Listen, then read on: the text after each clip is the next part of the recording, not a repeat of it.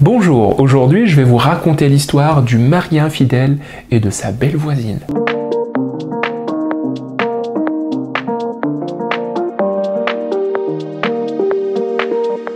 Dans un village reculé d'Afrique subsaharienne, vivait un menuisier qui avait pris l'habitude de se plaindre à qui voulait l'entendre de sa situation financière et conjugale.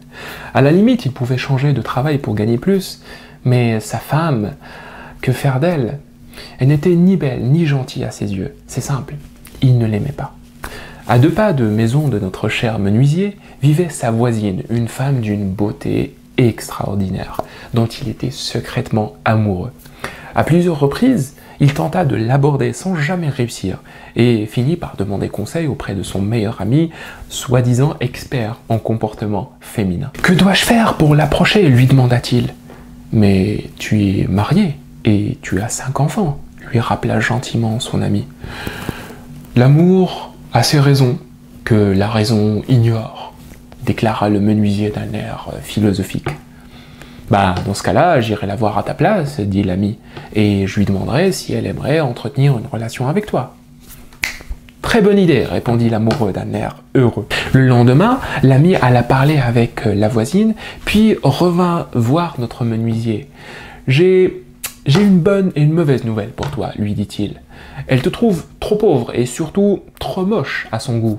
Elle ne veut pas entretenir de relations durables avec toi. Par contre, si tu réussis à lui offrir une couronne en or, elle t'offrira une nuit avec elle. » Le menuisier accepta sans hésiter. Une nuit, c'est toujours mieux que rien, pensa-t-il. Il redoubla d'efforts pour travailler plus, afin d'économiser le prix de la couronne en or, en pensant secrètement à sa nuit de rêve avec sa belle voisine. Au bout d'1 année de dur labeur et de sacrifice, il réussit à rassembler la somme nécessaire, acheta la couronne et envoya son ami annoncer la bonne nouvelle à sa dulcinée.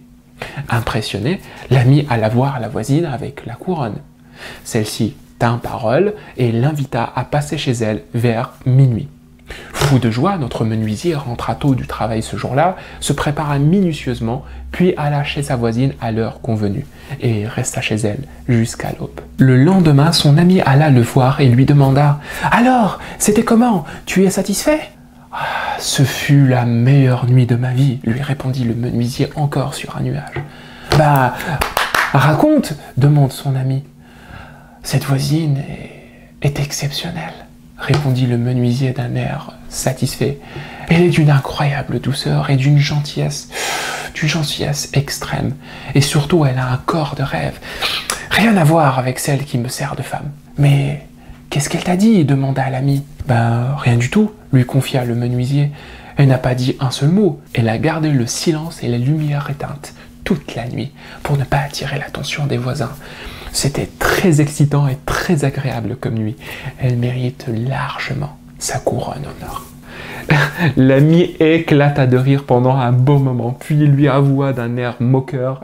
« À vrai dire, hier soir tu as couché avec ta propre femme. » Le menuisier redescendit automatiquement de son nuage et vit son ami sortir la couronne de son sac comme preuve de ses propos. Avant de continuer, « J'ai demandé à ta voisine de nous prêter sa maison pendant 1 nuit, et j'ai fait entrer ta femme par la porte de derrière.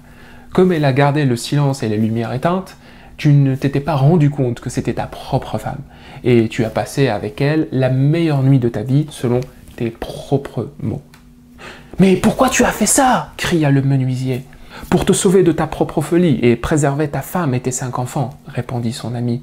« Toutes les femmes se ressemblent, mon frère, » ajouta-t-il.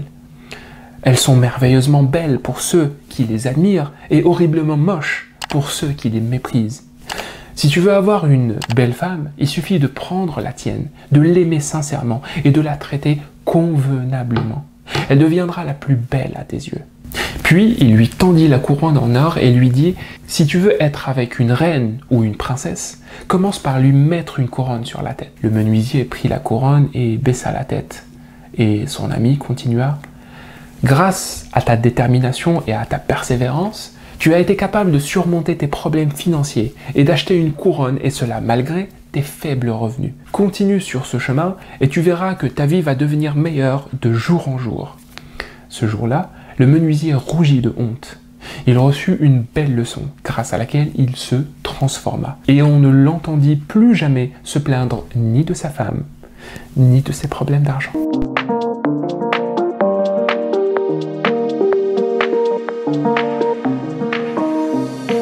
Premier point d'analyse, le rôle d'un vrai ami est de me protéger si nécessaire contre moi-même pendant mes moments de déséquilibre émotionnel ou de folie passagère, et non pas de se contenter juste de me couvrir en cas de problème. Dans cette histoire, l'ami du menuisier aurait pu l'aider à entrer réellement en contact avec sa voisine qui lui plaisait tant, et le couvrir par la suite, ou lui constituer un alibi, par exemple, pour que sa femme ne la prenne jamais. Mais au lieu de cela, il a choisi d'élaborer tout un stratagème pour le protéger de sa propre folie, et pour protéger de la dislocation toute une famille à cause d'une relation d'un soir. Ce que je retiens donc de ce point, c'est que nous passons tous par des moments de fragilité pendant lesquels nous pouvons nous sentir perdus, désemparés ou déstabilisés.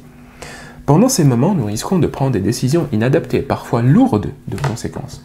Et je pense que la vraie amitié, même au risque de paraître désagréable parfois, consiste avant tout à colmater la fragilité de nos amis, et ne pas juste les couvrir en cas de bêtises, et leur servir d'alibi en cas de besoin. Deuxième point d'analyse, ça ne sert à rien de vouloir faire la morale ou conseiller quelqu'un qui est dans l'incapacité de m'écouter. Au début de cette histoire, quand le menuisier fait part de son coup de foudre à son ami, celui-ci attire d'abord son attention sur ses responsabilités, sur le risque que peut avoir ce coup de foudre sur la stabilité familiale.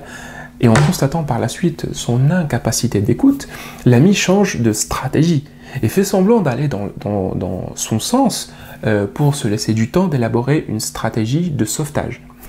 Dans cette histoire, l'ami du menuisier fait preuve je trouve, de beaucoup d'empathie.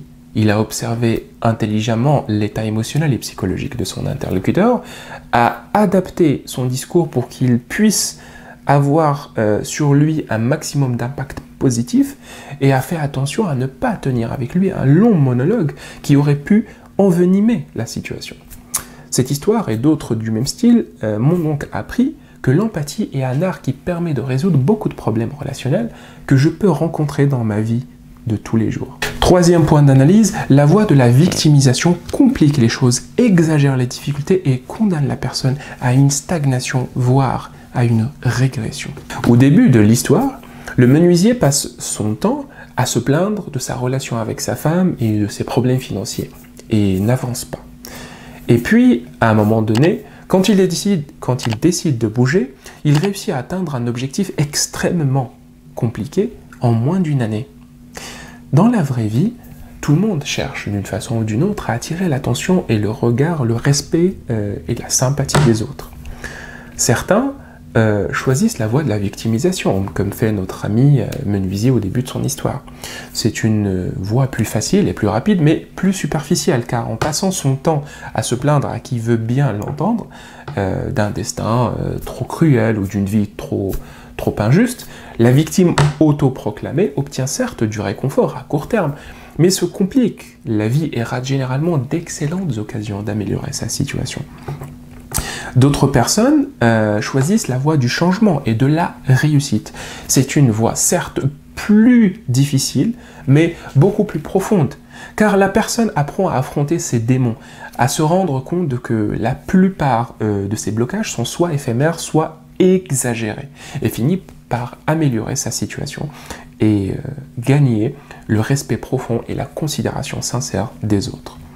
En résumé de ce point, je citerai Sénèque qui a dit un jour « Ce n'est pas parce que les choses sont difficiles que nous n'osons pas, mais c'est parce que nous n'osons pas qu'elles sont difficiles. » Quatrième point d'analyse, les phrases toutes faites sont généralement des arguments fallacieux et des raccourcis intellectuels dont il faut se méfier. Dans l'histoire du menuisier, celui-ci utilise des phrases toutes faites comme « l'amour a ses raisons, que la raison ignore », pour échapper à la réalité, quand son ami lui rappelle ses responsabilités. N'avez-vous pas déjà remarqué que beaucoup de personnes font pareil tout le temps et parfois sans se rendre compte? À titre personnel, j'ai tendance à croire que quand une personne cherche à atteindre un objectif ou fuir quelque chose, elle le fait rarement d'une façon logique. Je pense qu'elle le fait d'abord d'une façon purement émotionnelle, puis essaie de trouver des justifications logiques par la suite pour renforcer son choix. Et parfois, quand l'envie émotionnelle se montre insistante, sans que la personne n'arrive à trouver de justification logique à son choix, elle commence à se mentir elle-même, à utiliser des raccourcis intellectuels et des phrases toutes faites pour légitimer entre autres son action. Je retiens donc deux choses à ce niveau. La première chose, c'est de faire en sorte que les raisons qui me poussent à prendre des décisions importantes ne soient pas basées sur des raccourcis intellectuels. Et cela en discutant le sujet en toute transparence avec des personnes intelligentes et compréhensives. La deuxième chose que j'ai appris, c'est arrêter toute discussion logique avec un interlocuteur qui utilise les phrases toutes faites et essayer plutôt de découvrir la nature de l'émotion cachée. Point d'analyse, l'amour est un sentiment qui se construit et qui s'entretient avec le temps et non pas juste un truc tout fait qu'on peut trouver par hasard dans un coin de rue. Dans cette histoire, le menuisier déclare à son ami avoir reçu, presque malgré lui, un coup de foudre pour une parfaite étrangère. Dans ses déclarations, il se base sur ce qu'il croit être une vérité indiscutable, à savoir que l'amour est quelque chose d'incontrôlable et qui frappe à l'imprévu et contre lequel nous ne pouvons rien. Quand je lance une projection de cette histoire sur ma vie de tous les jours, je constate que le menuisier n'est pas un cas isolé. Beaucoup de gens adoptent la même philosophie de vie. Ils passent leur temps à chercher un amour platonique d'une puissance extraordinaire en cumulant les aventures sans lendemain et en négligeant parfois leurs propres responsabilités familiales ou professionnelles, sans se rendre compte que l'amour platonique, s'il existe, ne pousse pas sur les arbres, il se fabrique. Et il se fabrique même sur mesure, avec de la compréhension, de l'écoute, de la patience, de l'abnégation, des concessions, du pardon et du temps. Ajoutez à cela que l'amour est inconnu, ces deux mots-là sont contradictoires. Le vrai amour se base, selon ma lecture de cette histoire, sur une connaissance solide de la chose ou de la personne, sans quoi l'amour devient, selon moi, une simple fascination pour une image déformée d'une réalité inconnue. Une fascination créée généralement par un esprit en manque de quelque chose. Voilà, nous arrivons à la fin de cette analyse et je vous remercie de m'avoir suivi. N'hésitez pas à me laisser en commentaire vos retours, vos remarques et pourquoi pas d'autres points d'analyse auxquels j'aurais peut-être pas fait attention. Si vous avez besoin d'échanger sur un autre sujet ou d'être accompagné, n'hésitez pas à me contacter ou à aller faire un tour sur mon site web. Cela vous permettra d'avoir plus d'informations sur moi et sur ce que je propose comme service. Quant à moi, je vous donne rendez-vous dans quelques jours avec une nouvelle histoire.